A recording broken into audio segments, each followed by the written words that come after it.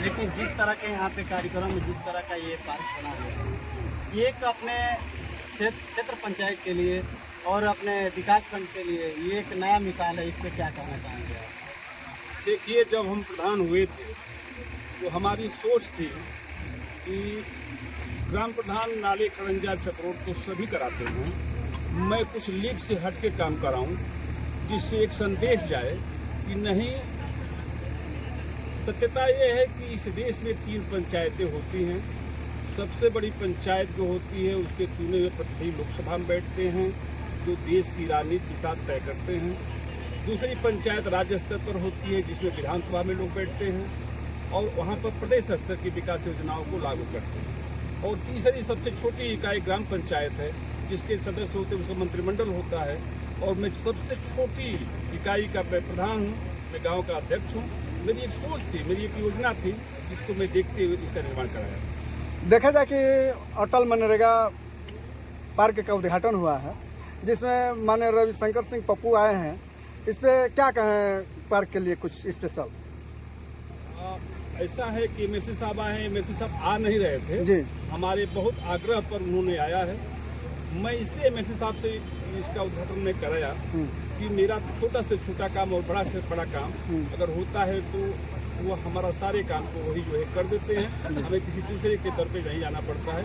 इसलिए हमने कहा अगर आप नहीं आएंगे तो हम उद्घाटन नहीं कराएंगे। वो दिवस होकर के आए हैं, उनका बार बार धन्यवाद, उनका बार बार स्वागत।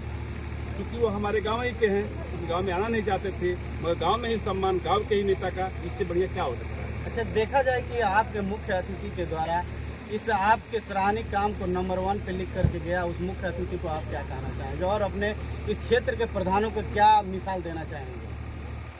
माननीय हमारे मुख्य अतिथि आए और सबसे कहे, सभी प्रधानों से कहे कि आप लोग भी अपने गांव में इस तरीके से कार्य करिए, ओपन जिम, प्ले ग्राउंड बनाइए। जितना हो सकेगा मैं सहयोग करूंगा, चाहे वो 10 लाख हो, 15 लाख हो, 20 लाख हो। अच्छा तो इसमें हमें प्रधान लोगों से कहना क्या है, वो तो हमारे मुख्य अतिथि एमएलसी साहब ने स्वतः ही कहा है। प्रधान जी, जिस तरह से गांव की जनता जिस तरह से आप विश्वास करके प्रतिनिधि चुनती है, और उस विश्वास पर कितना खरा उतर पाए, कितना विकास करा पाए?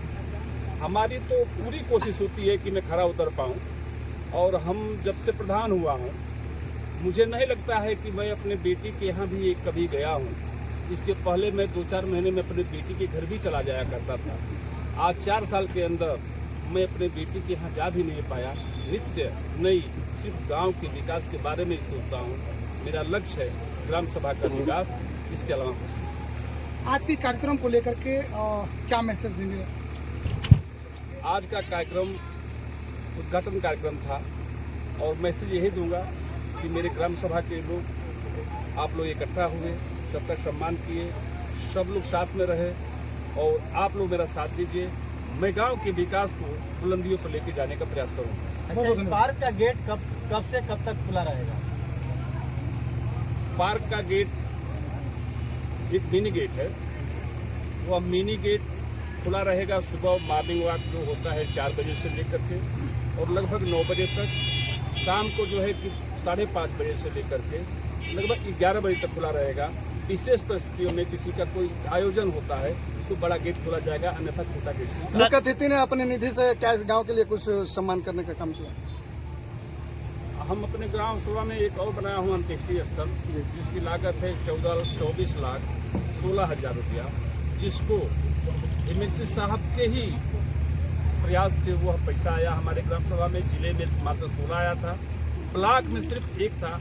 ब्लॉक में 94 गाँव थे, 94 गाँव में सिर्फ 1 मिला और वो भी हमारे ग्राम सभा को मैं ने दिलाया। इससे बड़ी उपलब्धि क्या होती है? धन्यवाद। बहुत बहुत